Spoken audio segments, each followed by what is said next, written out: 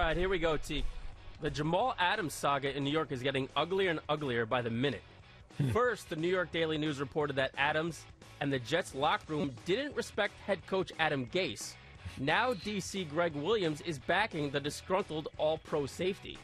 Inbounds or out of bounds, T. If the Jets don't win at least 7 games this year, they must fire Adam Gase. Yeah, because if they don't win 7 games, that means that they are sitting still, standing, going backwards. So I'm going to say inbounds of this, BT. Greg Williams is actually my neighbor. He lives like on the other side of the hill from me. I keep telling you guys, well, no, I don't think I've told this show because it doesn't really happen during our show. But on the Saturday shows that I was doing with BT, I would always see Greg Williams. It's like, where does this dude live? He's like walking in front of my house every single day.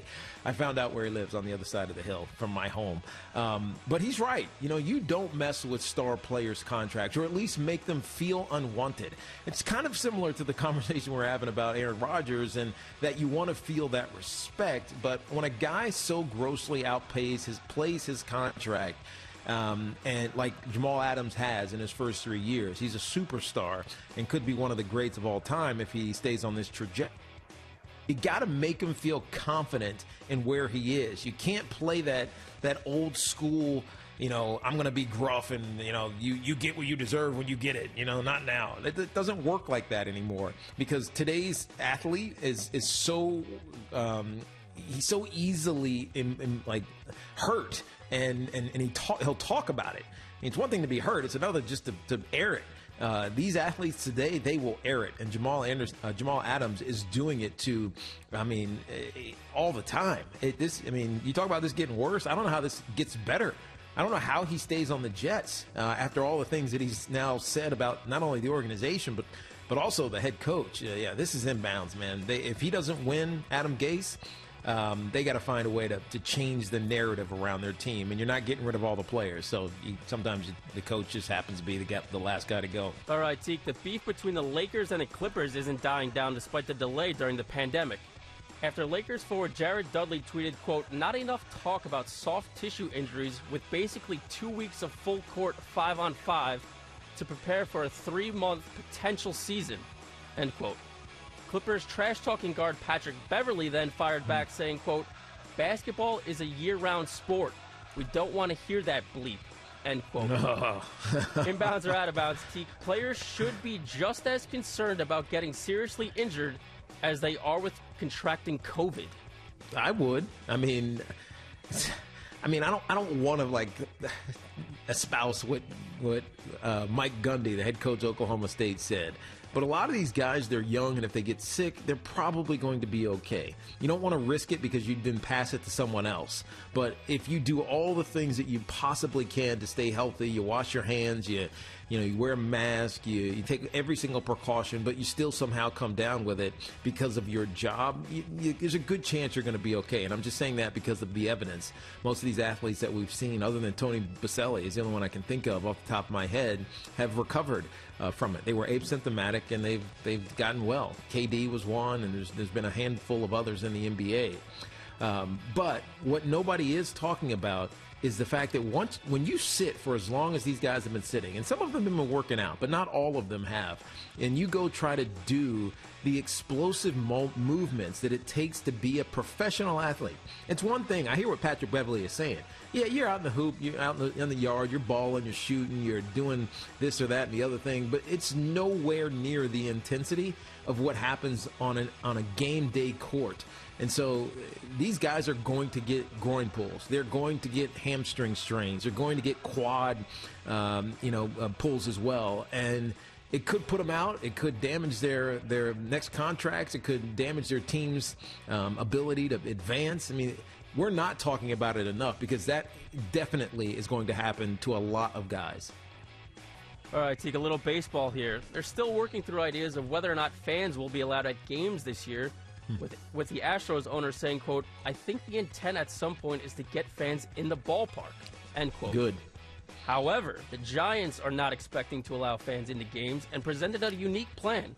Season ticket holders can send an image of themselves that will be placed onto a cutout that will be displayed in their assigned seat in the stands. Non-season ticket holders can pay $99 to have their image $99 bucks? Are you kidding? To have their image displayed as well.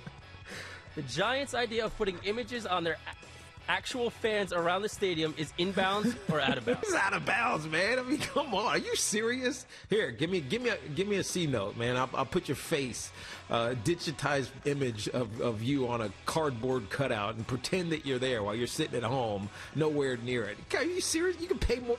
It costs you less to actually go to the game if you scalp your ticket in some places. I mean, hell no, that's not a good idea.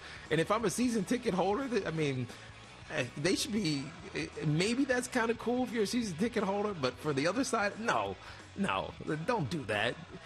Do what the NFL is doing. The NFL is selling the seats for advertising, and they're going to put tarps over them, and local advertisers are going to be able to buy those spots. And it's important, and we talk about this often, but not enough. Local advertising is getting crushed, and from major sports, the major sports leagues not having fans there. And so what local advertisers can now do, at least in the NFL, this is speculating, and I think it might happen, and all leagues should do this, cover it with some tarp, put a local advertiser on it, and everybody's happy. I mean, it helps, boost your bottom line a little bit. All right, Teague, sticking with baseball. As players report back to their teams this week, the focus turns to on the field. Vegas odds show the Yankees, Astros, and Dodgers as still heavy favorites to win the title, with the Dodgers projected to win 37 games, followed by the Yankees at 36.5. Dodgers skipper Dave Roberts has won 90 games in each of his first 4 seasons in LA, twice winning over 100 and twice losing the World Series. Inbounds or out of bounds? If the Dodgers don't win the World Series this year, they should move on from Dave Roberts. Oh, this is a really good question, D-Cell. Really good question, because I like Dave Roberts. He's got a cerebral way to him, but he's also, former player, and he's got such respect. But I mean, for a long time, they spent a lot of money to try to win this championship, and they're getting there. They're getting close. But you ultimately get judged on how you perform at the highest moments of your career. And if they get there, wait, you said this year or next year? This year? If they don't win the World Series this year.